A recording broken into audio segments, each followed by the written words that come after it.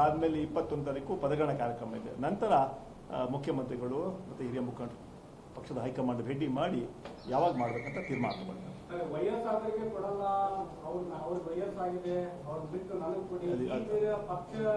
ಅದು ಯಾವುದು ಅಲ್ಲ, ಅದು ಯಾವುದು ಎಲ್ಲ ತೀರ್ಮಾನ ಪಕ್ಷದ ವರಿಷ್ಠರು ಗಮನಿಸ್ತಾರೆ, ಅದು ನೋಡ್ತಾರೆ, ತೀರ್ಮಾನ ಮಾಡ್ತಾರೆ. ಯಾಕಂದ್ರೆ ಅದು ಶಿವಕುಮಾರ್ ಅವ್ರಿಗೆ, ಚೀಫ್ ಮಿನಿಸ್ಟರ್ಗೆ ಈ ಜಿಲ್ಲೆ ಬಗ್ಗೆ ಎಲ್ಲ ಗೊತ್ತಿದೆ, ಹರಿಪ್ರಸಾದ್ ಗೊತ್ತಿದೆ, ಸಿದ್ದರಾಮಯ್ಯ ಅವ್ರಿಗೆ ಗೊತ್ತಿದೆ. ಅದರಿಂದ ಯಾರು ಏನೇನು ಕೂಡ ಅಂತಿಮ ತೀರ್ಮಾನ ಪಕ್ಷದ.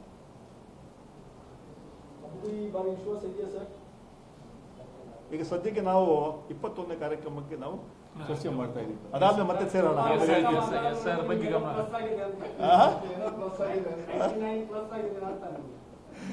ಇದು ಕಾಂಗ್ರೆಸ್ ಪಾರ್ಟಿ ಇದು.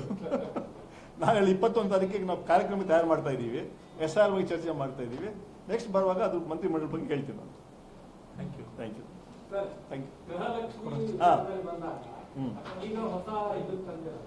DK ಶಿವಕುಮಾರ್ ಭೇಟಿ ಮಾಡಿ 18 ಬೇಡಿಕೆಗಳು ಕೊಟ್ಟಿದ್ದಾರೆ.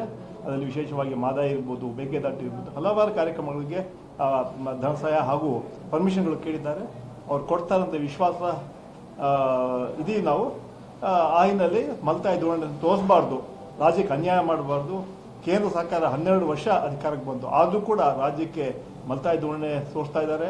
5 ಕೇಂದ್ರ ಮಂತ್ರಿಗಳಿದ್ರೂ ಕೂಡ ನಮಗೆ ಸಹಕಾರ ಸಿಗ್ತಾ ಇಲ್ಲ. ಆ ಹಿನ್ನೆಲೆಯಲ್ಲಿ ಮುಂದಿನ ದಿನಗಳಲ್ಲಿ ಇವತ್ತೇನು ನಾವು ಬೇಡಿಕೆ ಇಟ್ಟಿದ್ದೀವಿ ಸರ್ಕಾರ ಅದಕ್ಕೆ ಸ್ಪಂದಿಸ್ತಾರಂತ ವಿಶ್ವಾಸವನ್ನು ವ್ಯಕ್ತಪಡಿಸ್ತೀವಿ. ಇವತ್ತು 21ನೇ ತಾರೀಕು ಪದಗ್ರಹಣ ಕಾರ್ಯಕ್ರಮವನ್ನು ನಾವು ಬೆಂಗಳೂರು ಪ್ಯಾಲೇಸಲ್ಲಿ ಹಮ್ಮಿಕೊಂಡಿದ್ದೀವಿ.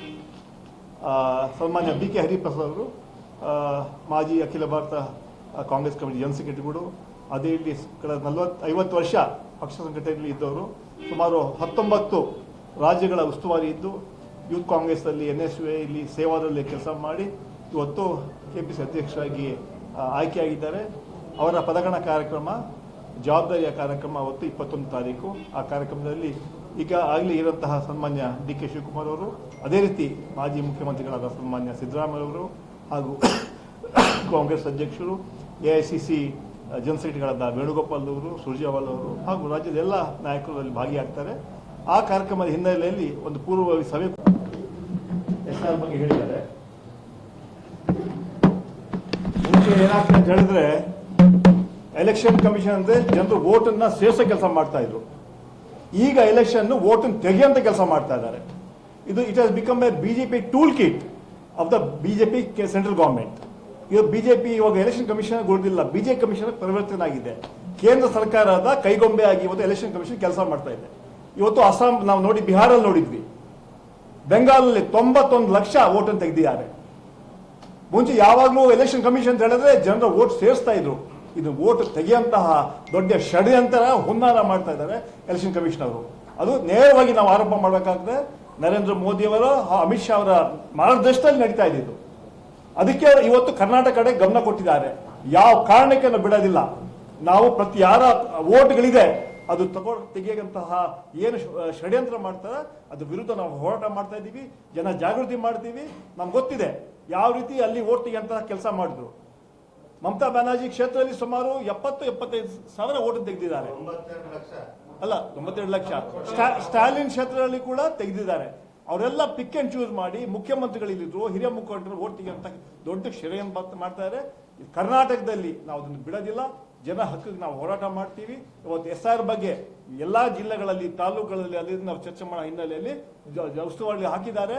ಅದಕ್ಕೆ ವಿಶೇಷ 2 ತಿಂಗಳು ನಮ್ಮ ಪಕ್ಷದ ಕಾರ್ಯಕರ್ತರು ಬೂತ್ಗಳಲ್ಲಿ ನಮ್ಮ BLA 2ಗಳು ಅವ್ರ ಮೇಲೆ ದೊಡ್ಡ ಜವಾಬ್ದಾರಿ ಹೊಣೆಗಾರಿ ಕೊಟ್ಟಿದ್ದೀವಿ.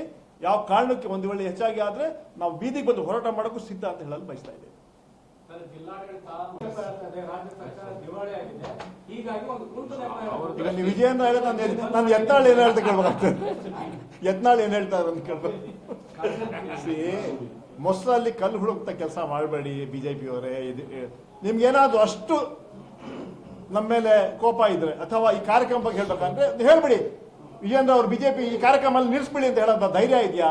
ಆ ಯೋಗ್ಯತೆ ಇದೆಯಾ ಅವ್ರಿಗೆ? ಮೊಸರಲ್ಲಿ ಕಲ್ಲು ಹುಡುಕದ ಕೆಲಸ ಅದು ಸರಿ ಇಲ್ಲ. ಶಕ್ತಿ ಕಾರ್ಯಕ್ರಮದಲ್ಲಿ ಟೈರ್ ಪಂಚರ್ ಆಗಿಬಿಟ್ಟಿದೆ, ಡೀಸೆಲ್ ಕಡಿಮೆ. ಇದೆಲ್ಲ ಒಂದು ಇಷ್ಟು ದೊಡ್ಡ ಕಾರ್ಯಕ್ರಮ, ಇವಾಗ ಶಕ್ತಿ ಕಾರ್ಯಕ್ರಮ. ಈ ಪ್ರಪಂಚ ಇತಿಹಾಸದಷ್ಟು ದೊಡ್ಡ ಕಾರ್ಯಕ್ರಮ ಆಗಿಲ್ಲ. ಸುಮಾರು 650 ಕೋಟಿ ಮಹಿಳೆಯರು ಫ್ರೀ ಟ್ರಾವೆಲ್ ಮಾಡ್ತಾ ಇದ್ದಾರೆ. ಈಗ ನಮ್ಮ ಸ್ಟೂಡೆಂಟ್ಸ್ ಫ್ರೀ ಬಸ್ ಕೊಟ್ಟಿದ್ವಿ. ಇದು ಕಾರ್ಯಕ್ರಮ ಜನಕಾರ ಕಾರ್ಯಕ್ರಮ ಅಲ್ವಾ? ಅನ್ನಭಾಗ್ಯ, ಇದು ಯಾವ್ದು ಜಾತಿ ಇದೆಯಾ, ಜನಾಂಗ ಇದೆಯಾ? ಸೊ ಎಲ್ಲಾ ಸಮಾಜಕ್ಕೆ ನಾವು ಕಾರ್ಯಕ್ರಮ ಕೊಟ್ಟಿದ್ದೀವಿ. ಅದರಿಂದ ಬಿಜೆಪಿ ಅವ್ರಿಗೆ ಯಾವುದೋ ಆಯ್ತಪ್ಪ ಇಷ್ಟೆಲ್ಲ ಮಾಡಿದ್ರಲ್ಲ, ಮೊನ್ನೆ 2 ಎಲೆಕ್ಷನ್ ಆಯ್ತು. 2 ಎಲೆಕ್ಷನ್ ಅಲ್ಲಿ ಬಾಗಲಕೋಟೆ, ದಾವಣಗೆರೆ ಎಲ್ಲ ಭಾಷಣ ಮಾಡಿದ್ರು. ಮುಂದಿನ ಚುನಾವಣೆ, ಈ ಚುನಾವಣೆ ಇವ್ರು ಸೋಲ್ತಾರೆ, ಅದೇ ದಿಕ್ಸೂಚಿ ಅಂತ ನಾವು ಹೇಳಿಲ್ಲ. ಇದೇ ಭಾರತೀಯ ಜನತಾ ಪಾರ್ಟಿ ಎಲ್ಲ ಮುಖಂಡು ಹೇಳಿದ್ರು. ಜನ ದಿಕ್ಸೂಚಿ ತೋರಿಸ್ಬಿಟ್ರು. ಅಲ್ಲ ಪಂಚರಾಜ್ಯ ಬಿಡಿ, 5 ಎಲೆಕ್ಷನ್ ಬಂತು. 5 ಎಲೆಕ್ಷನ್ 5 ಜನ ನಮ್ಗೆ ಆಶೀರ್ವಾದ ಮಾಡಿದ್ದಾರೆ. ನಾವು ಗೆದ್ದಿದ್ದೀವಿ ಅಂತ ಬೀಗಲ್ಲ, ನಮ್ರತೆಯಿಂದ ಪ್ರಾಮಾಣಿಕವಾಗಿ ಕೆಲಸ ಮಾಡಿದ್ದೀವಿ. ಈ 2 ಎಲೆಕ್ಷನ್ ನಾವು ಹೇಳಿಲ್ಲ ದಿಕ್ಸೂಚಿ ಅಂತ. ಇದೇ ಭಾರತೀಯ ಜನತಾ ಪಾರ್ಟಿ ಎಲ್ಲ ಕೇಂದ್ರ ಮಂತ್ರಿಗಳು ಬಂದು ಹೇಳಿದ್ರು 2 ಚುನಾವಣೆಯಲ್ಲಿ ಕಾಂಗ್ರೆಸ್ ಸೋಲುತ್ತೆ, ಇದೇ ಮುಂದಿನ ಚುನಾವಣೆ ದಿಕ್ಸೂಚಿ ಅಂತ. ಇದೇ ದಿಕ್ಸೂಚಿ. 2028ರಲ್ಲಿ ಮತ್ತೆ ನಾವೇ ಅಧಿಕಾರಕ್ಕೆ ಬರ್ತೀವಿ. ಕೇರಳಲ್ಲೂ ಕೂಡ 2029ರಲ್ಲಿ ಮತ್ತೆ ಇಂಡಿಯಾ ಮೈತ್ರಿಕೂಟ ಅಧಿಕಾರಕ್ಕೆ ಬಂದು ರಾಹುಲ್ ಗಾಂಧಿ ಪ್ರೈಮ್ ಮಿನಿಸ್ಟರ್ ಬರ್ತಾರೆ. ಇವತ್ತು ಬರ್ದಿಟ್ಕೊಳ್ಳಿ ನೀವು. ಯಾಕಂತ ಹೇಳಿದ್ರೆ ಬಿಜೆಪಿ ಸಮಯ ಮುಗ್ದಿದೆ.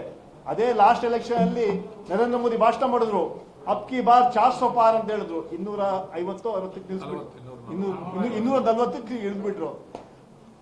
ಅಬ್ಕಿ ಬಾರ್ ಘರ್ ಅಂತ, ಅಬ್ಕಿ ಬಾರ್ ಘರ್ ಹೋಗಿ ಕಳಿಸ್ತಾರೆ ಜನ ಇವತ್ತು. ಅದರಿಂದ ಆ ವಿಚಾರ ಇನ್ನೊಂದ್ಸಲ ಹಂಚ್ಕೊಳ್ಳೋಣ ಅಂತ ಕೇಳಿದಕ್ಕೆ ನಾನು ಹೇಳಿದೆ. ಅದರಿಂದ ಮತ್ತೆ ಜನ ಕಾಂಗ್ರೆಸ್ ಪರವಾಗಿದ್ದಾರೆ. ಈ 2 ಕ್ಷೇತ್ರಗಳಲ್ಲಿ ಕೂಡ ಜನ ಆಶೀರ್ವಾದ ಮಾಡಿ ಕಾಂಗ್ರೆಸ್ ಪಕ್ಷಕ್ಕೆ. ನಮ್ಮ ಗ್ಯಾರಂಟಿಗಳೇ ನಮಗೆ ಶ್ರೀರಕ್ಷೆ ಆಗಿದೆ. ದಾವಣಗೆರೆಯಲ್ಲಿ ನಾನು ಉಸ್ತುವಾರಿಯಾಗಿದ್ವಿ ನಾವು, ಮತ್ತೆ ವಿಮಾನ ಮತ್ತೆಲ್ಲ ಮುಖಂಡಗಳು. ಸೊ ಇಡೀ ಬಾಗಲಕೋಟೆ 23,000 ಹೋಟೆಲ್ ನಾವು ಗೆದ್ವಿ. 23, ಯಾಕಂದ್ರೆ ಜನ ನಮ್ಮ ಕಾರ್ಯಕರ್ತರಿಗೆ ಮನ್ನಣೆ ಕೊಟ್ಟಿದ್ದಾರೆ. ನಾವು ನುಡಿದಂತೆ ನಡೆದಿದ್ದೀವಿ. ಸರ್ವರಿಗೂ ಸಮಪಾಲು, ಸರ್ವರಿಗೂ ಸಮ ನಮ್ಮ ಸಂಕಲ್ಪ ಹಿನ್ನೆಲೆಯಲ್ಲಿ ಜನ ಇವತ್ತು ಸಂತೋಷವಾಗಿ ರಾಜ್ಯದಲ್ಲಿದ್ದಾರೆ, ಶಾಂತಿಯಿಂದ ಇದ್ದಾರೆ, ನೆಮ್ಮದಿಯಿಂದ ಇದ್ದಾರೆ. ಅದಕ್ಕೆ 2028 ಕೂಡ ನಾವೇ ಅಧಿಕಾರಕ್ಕೆ ಬರ್ತೀವಿ ಅಂತ ವಿಶ್ವಾಸ. ಶ್ರೀ ಸೋಮಣ್ಣ ಬೇವಿನಮರದ ಸಾಯಿ ಸಭೆಗೆ ಪೂರ್ವಕವಾಗಿ ಸ್ವಾಗತ ಕೋರುತ್ತೇನೆ. ನಮ್ಮ ಪಕ್ಷದ ಹಿರಿಯರು, ನಗರಾಭಿವೃದ್ಧಿ ಪ್ರಾಧಿಕಾರದ ಅಧ್ಯಕ್ಷರಾದ ಶ್ರೀ SFN ಗಾಜುಗೂಡನ ಸಾಯಿ ಸಭೆಗೆ ಪೂರ್ವಕವಾಗಿ ಸ್ವಾಗತ ಕೋರುತ್ತೇನೆ. ಹಾಗೆ KPCCಯ ಪ್ರಧಾನ ಕಾರ್ಯದರ್ಶಿಗಳಂತ ಶ್ರೀ MM ಹಿರೇಮಠನ ಸಾಯಿ ಸಭೆಗೆ ಪೂರ್ವಕವಾಗಿ ಸ್ವಾಗತ ಕೋರುತ್ತೇನೆ. ಹಾಗೆ ನಮ್ಮ SV ಪಾಟೀಲ್ ವಕೀಲರನ್ನು ಸಹ ಸ್ವಾಗತ ಕೋರುತ್ತೇನೆ. ಹಾಗೆ ಪಕ್ಷದ ಹಿರಿಯರಂತ ಶ್ರೀ ಇದೂರನ್ನ ಮತ್ತು ನಮ್ಮ ಪುಟ್ಟಣ್ಣವ್ರನ್ನ, ನಮ್ಮ ಎಲ್ಲ ಬ್ಲಾಕ್ ಸಮಿತಿ ಅಧ್ಯಕ್ಷರನ್ನು ಸಹ ಈ ಮಾಧ್ಯಮದ ಗೋಷ್ಠಿಗೆ ಸ್ವಾಗತ ಕೋರಿ, ಈ ಒಂದು ಮಾಧ್ಯಮದ ಗೋಷ್ಠಿಗೆ ನಮ್ಮ ಕರೆಗೂ ಹೋಗಟ್ಟು ಆಗಮಿಸಿರುವ ನಮ್ಮ ಪ್ರಿಂಟ್ ಮೀಡಿಯಾ ಮತ್ತು ಎಲೆಕ್ಟ್ರಾನಿಕ್ ಮೀಡಿಯಾ ಎಲ್ಲ ಸೋದರರು ಸಹ ನಾನು ಹೃತ್ಪೂರ್ವಕವಾಗಿ ಪಕ್ಷದ ಪರವಾಗಿ ಸ್ವಾಗತ ಕೋರಿ, ಸನ್ಮಾನ್ಯ ಶ್ರೀ ಸಲೀಂ ಅಹಮದ್ ಸಾಹೇಬ್ರವರು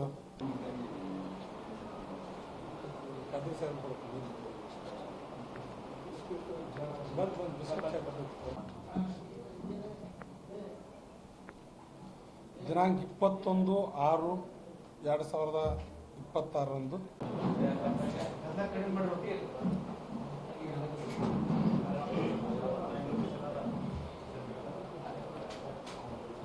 ಪ್ರಾರಂಭ